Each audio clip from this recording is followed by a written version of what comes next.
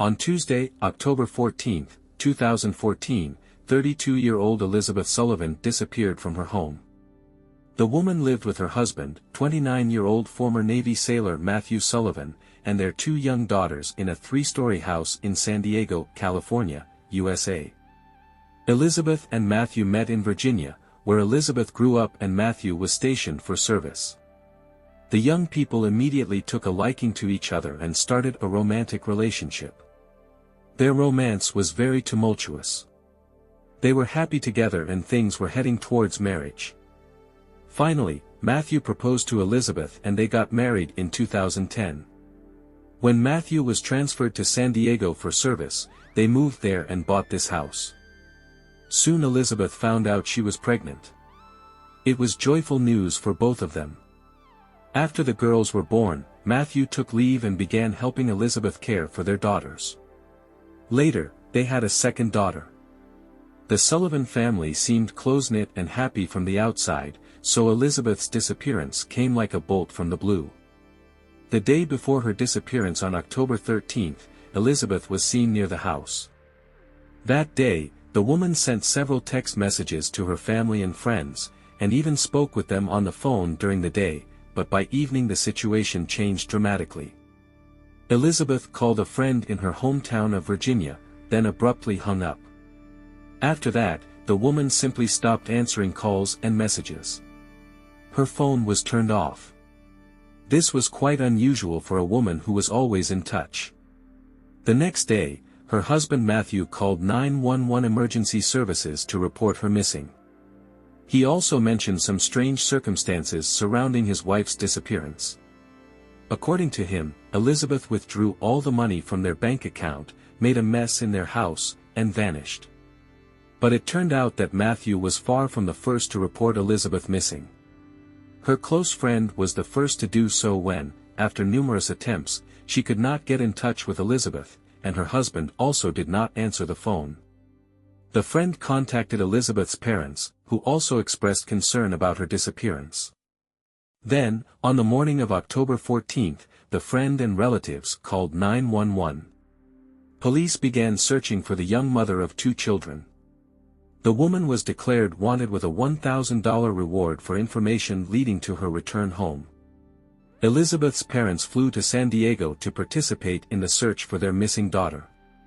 Elizabeth's family did not believe that she could leave, abandon her beloved children whom she adored, and not inform anyone. Her close friend also did not believe this version voiced by the husband. They feared that something had happened to her. The behavior of the missing woman's husband immediately seemed strange to both Elizabeth's loved ones and detectives. The man could not properly explain at what point his wife disappeared and he had no alibi. His tears looked unnatural, and the version about her running away sounded completely implausible. All of Elizabeth's belongings remained at home, so how could she have run away without documents, clothes, and even without a car? Volunteer squads, family, and friends of the missing woman participated in the search, in addition to the police. But the husband did not participate in the search. He explained his absence at the search events by saying that he was sitting with the children. The eldest was 4 years old at the time, the youngest was 2. Although the relatives of the missing woman offered to help him with this. But he did not want to accept any help, and even refused to distribute flyers with a photo of his wife. Matthew became the prime suspect in his wife's disappearance, because usually partners are involved in such cases, and given his inexplicable behavior in ignoring the search for his wife, suspicions against him only intensified. Detectives began to study the relationships within the Sullivan couple in more detail. They interviewed all the people close to the couple and learned some interesting things. It turned out that the couple often quarreled, and recently lived like a cat and a dog on different floors of the house, and Elizabeth tried to intersect less with her husband. Elizabeth filed for divorce, and the divorce proceedings were in full swing. The husband was against the divorce, but the wife could no longer tolerate his aggressive behavior and attitude towards herself and the children. Elizabeth even sought help from 911 emergency services 6 months ago. In March 2014, during an argument with Matthew about custody and alimony, she told police that there was a long history of domestic between them, and the woman feared that things could only get worse, and Matthew would do something to her. Also, relatives of the missing woman shared important information. Elizabeth was indeed planning to run away from her husband, so she withdrew money from the account and packed her suitcases, but she was going to run away not alone, but with her daughters, because of her tyrannical husband. She couldn't just take off and leave without the children, leaving them with Matthew. The missing woman's husband was summoned to the police station for questioning, where he was asked about the relationships within the family. The man confirmed that there was a rift in the family and they were getting divorced, although he believed that it was not serious, and Elizabeth just scared him with the court, and then withdrew the money and simply disappeared. He was sure that she had run away with her lover, leaving him with the children, and was now enjoying life somewhere, and then, when the money ran out and problems arose, she would return. This is how he explained his attitude towards the search. Matthew believed that his wife was not in any danger, so there was no need to look for her. Police, with his permission, briefly inspected the Sullivan couple's house, but did not notice anything suspicious in it. No signs of a struggle, no signs of a break-in by outsiders, no blood stains, since there was no evidence against the husband, and there was no evidence of Elizabeth's abduction at all. The search for the woman was stopped and the investigation was suspended. Police agreed with the husband's version that she could have voluntarily left the family, because information was confirmed that it was Elizabeth who withdrew all the money from the account. For almost 2 years, no one dealt with the case, despite appeals from the missing woman's loved ones that Elizabeth would not have run away from home and abandoned her children. On October 6, 2016, the body of an unknown woman was found floating in San Diego Bay, about 1 kilometer from her home. The condition of the body was poor. Police immediately established that it was a female. They pulled up all the records of missing persons in the area and conducted an examination. It turned out that it was Elizabeth's body. She was badly beaten and stabbed. The medical examiner determined that Elizabeth had not spent all 2 years in the water. She was dumped into the reservoir relatively recently. Obviously, the body had been stored elsewhere before. It appeared that she had been in a frozen state for a long time, and then she was thrown into the water when they decided to get rid of the body, but did not think that the body would float up and could be found. Now, the case of Elizabeth's disappearance was lifted from the archives and reclassified as a murder investigation. No physical evidence could be found on the body. The water had perfectly cleansed any traces that might have remained on it. The first suspect in the murder again became her husband Matthew, but he categorically denied having anything to do with the crime. Matthew suggested that she had been killed by the lover she had run away with. Elizabeth got into some trouble with a large sum of money, maybe she was robbed or killed to get rid of an unwanted witness. But the nature of the crime suggested the opposite.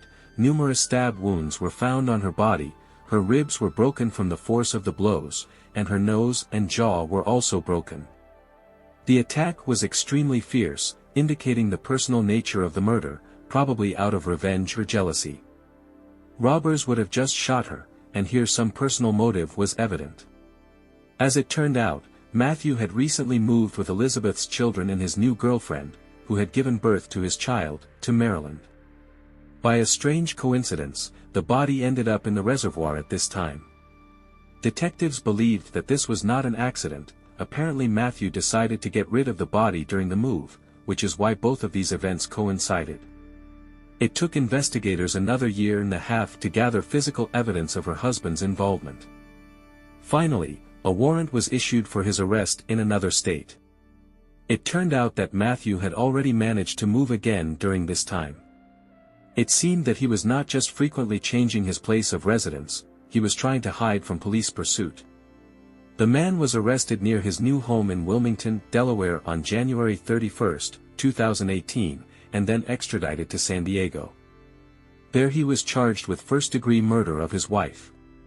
Police believed that the murder occurred on the evening or night of October 13 to 14, 2014. Matthew found out that Elizabeth had withdrawn money from their bank account, and also found out about her new romance and assumed that she was going to run away from him. He discovered that his wife had already packed her things and those of their 2 daughters, and this infuriated him. An argument erupted between the spouses, which led to the tragedy. Probably, when loved ones tried to call Elizabeth, she was being beaten to death in the bedroom, while the children were in the next room. Matthew did not admit his guilt and claimed that he did not participate in her death.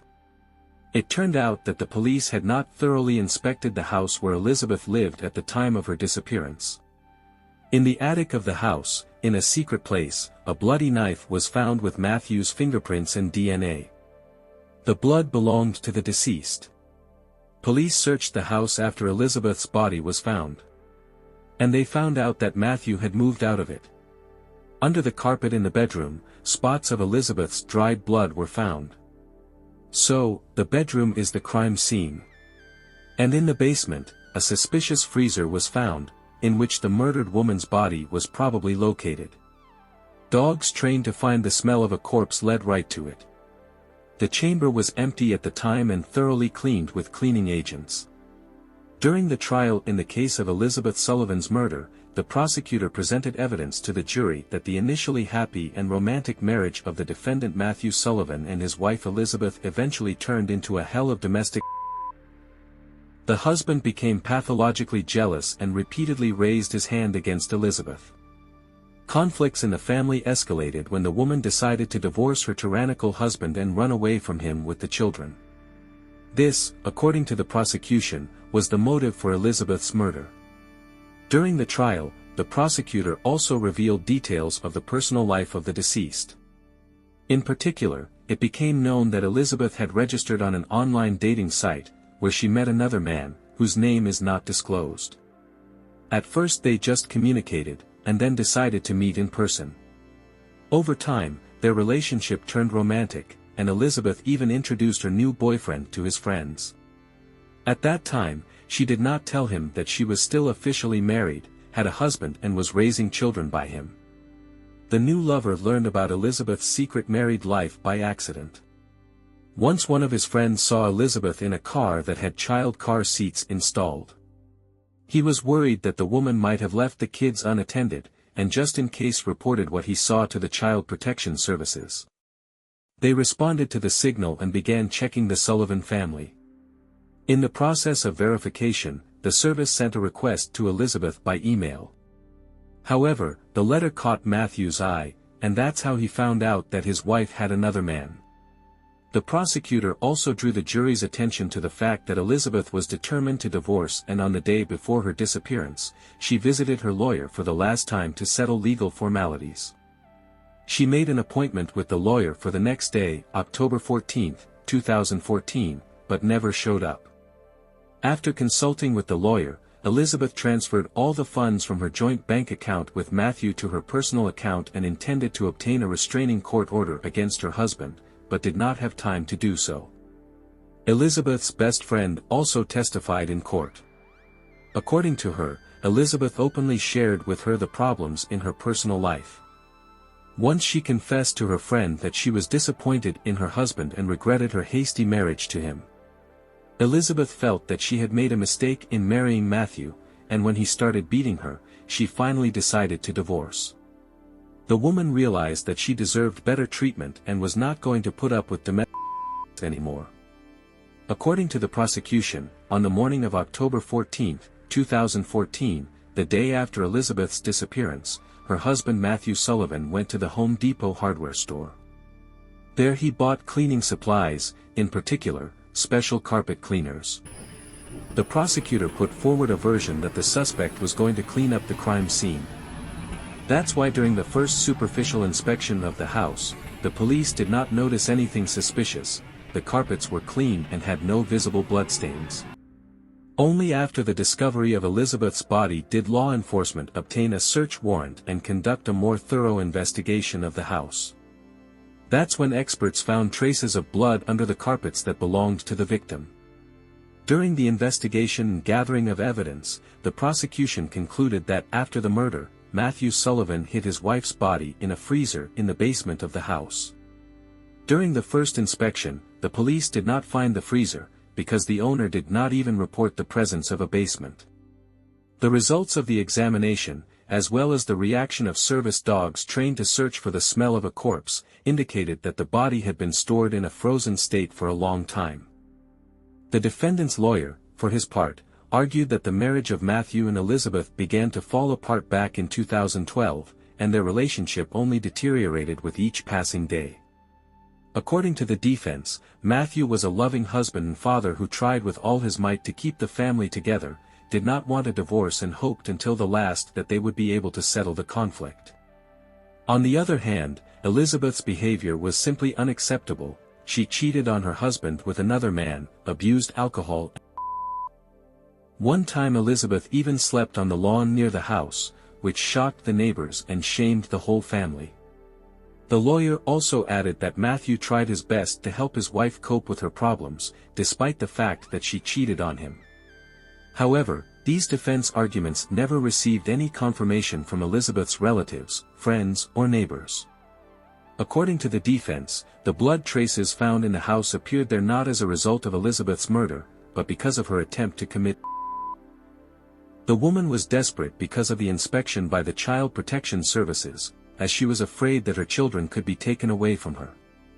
Therefore, she cut her veins with a shard of broken glass.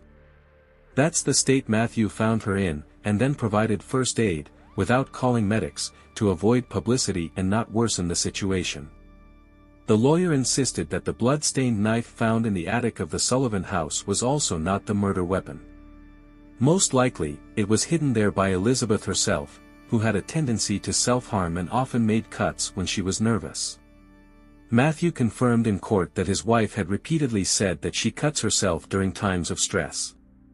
The defense attorney also stated that Matthew, concerned about his wife's mental state, shortly before her disappearance asked his mother and sister to temporarily move in with them to help take care of the children and monitor Elizabeth's behavior.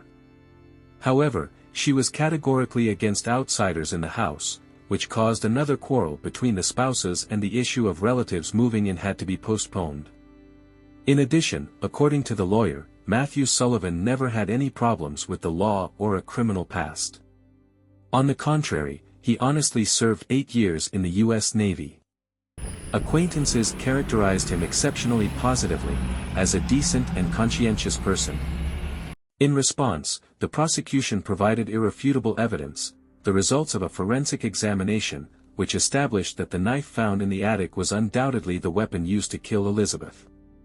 In view of this, the jury found Matthew Sullivan guilty of second-degree murder. After the verdict was announced, Matthew Sullivan addressed the court with a speech in which he expressed regret that the defense had not provided proper testimony in his favor. He believed that if the witnesses had told the jury the whole truth, their decision would have been completely different. The prosecution insisted on life imprisonment for the defendant due to the lack of sincere remorse on his part. Moreover, during the trial, instead of admitting his guilt, Matthew Sullivan tried to smear and defame his late wife with unfounded accusations. The court agreed with the arguments of the prosecution. In his closing remarks, the judge noted, "The verdict of the jury and the evidence presented during the trial unequivocally indicate that Matthew Sullivan brutally killed Elizabeth, thoroughly cleaned up the crime scene, and for years hid his wife's body in a freezer. He almost managed to avoid responsibility for this terrible act. If it were not for the attempt to get rid of Elizabeth's body by throwing it into the reservoir, he probably would have remained at large forever." In March 2021, the San Diego Supreme Court sentenced Matthew Sullivan to life in prison with the right to apply for early release no earlier than 16 years later. I look forward to hearing your thoughts in the comments. Don't forget to subscribe to the channel and hit the like button. Until next time, friends.